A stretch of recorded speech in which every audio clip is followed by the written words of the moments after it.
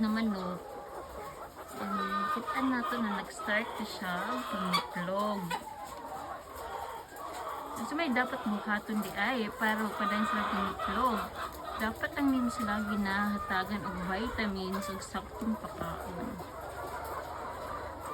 So malipayon jud to na from 16 years old delivery, magulat lang ka og 2 weeks para sila mangitlog. Ano sila? Dapat kabalot ta sa dagwise sa week 18 sa manok para dito ta mabudol. So nagdako na ko pasalamat di iPod sa atong supplier sa manok kay wala ta nila gilimbungan kay uban na manok ilang i-deliver sa imo distance 15 years old so akong i-insert dirihad sa itsura sa 15 years old nya mas mahal ba ya kay kadto siya for 80 kani for 60 ra. So ano siya tutuki sa si dagway sa 18 years old na manok. Manilang itlog no? Tiwi pa dyan siya, no? Mura siya itlog sa pugo first.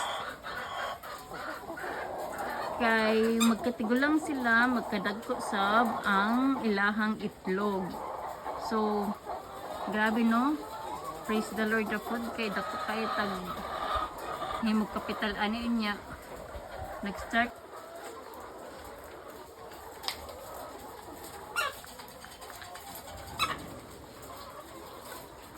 Itong kids ani kay sari manok.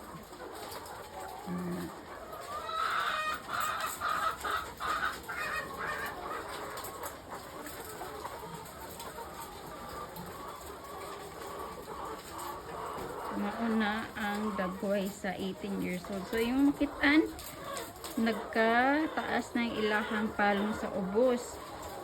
Yan nagkataas tapos ilang palong sa taas or ilahang crown. Sa inanak nagali kay magsugod-sugod na sila pangitlog isa, adlaw isa, adlaw duha until mo 100% din sila. Kani magsugod-sugod na sila pangitlog. Kung sa paupan himo na sila 18 years old. So sa manok sab naputay ginatawag na 18 years old na manok. 18 weeks old di ay.